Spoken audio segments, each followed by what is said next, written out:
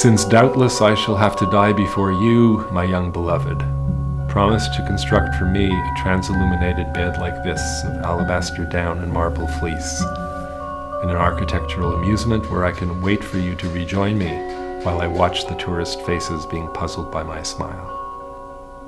Well, there was certainly a sense of inevitability about it all, because we had a long, long time to prepare for it. Years. And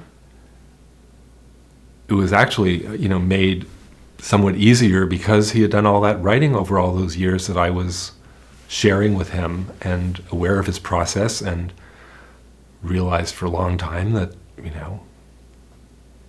he wasn't going to go on forever.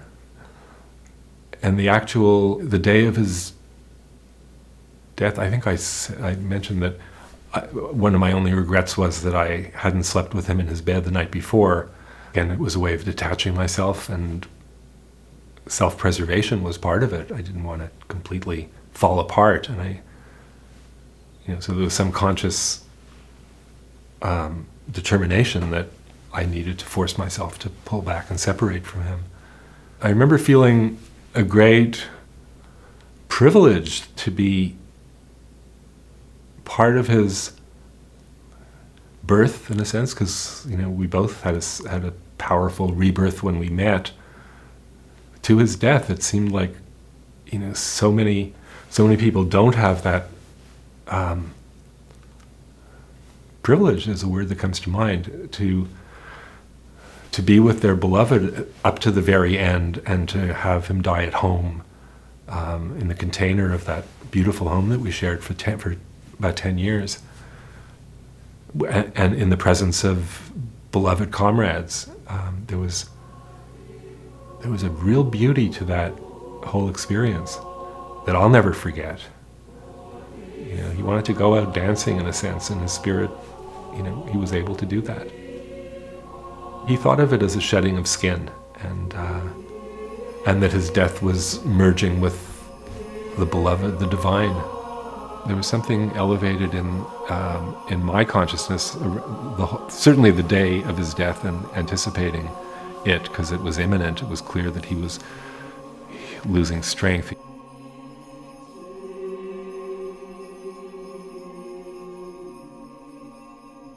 One of his favorite pieces of music for many years was Lou Harrison's Koro Sutra.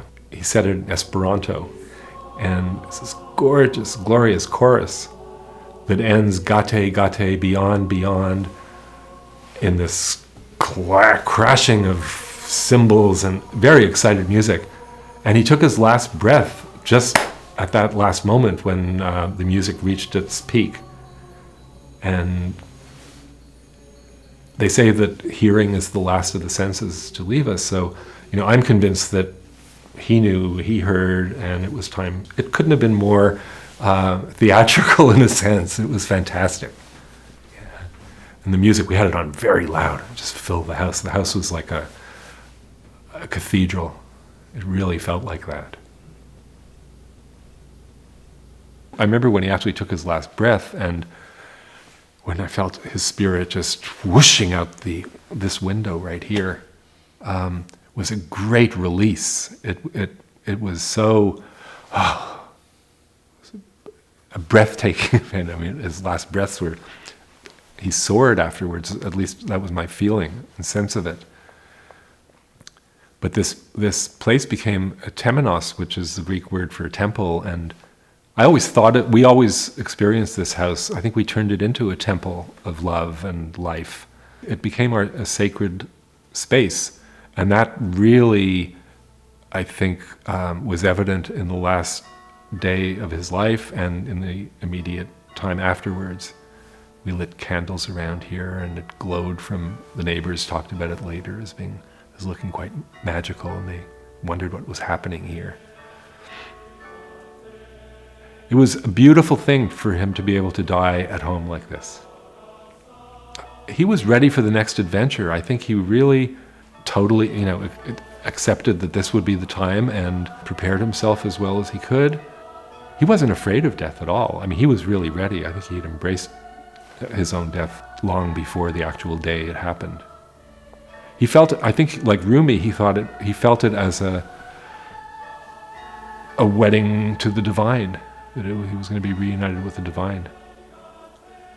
And my feeling of that was a sense also that he was being reunited with the source. And I woke up the next morning and he was here, lying on a banquette in the corner here. And Stephen and Malcolm ritually cleansed his body, but that probably happened the night before. And then he was cremated at the local crematorium in town, and we got a box. They provided us with a box, and he was placed in the box, and friends were told that he was here for a few hours before he would be removed. And people brought lilacs. I remember lots of lilacs appearing all of a sudden. And we crammed the box full of lilacs, which was wonderful. I mean, my last sense of him was the fragrance of lilacs went down the stairs and out he went to the crematorium.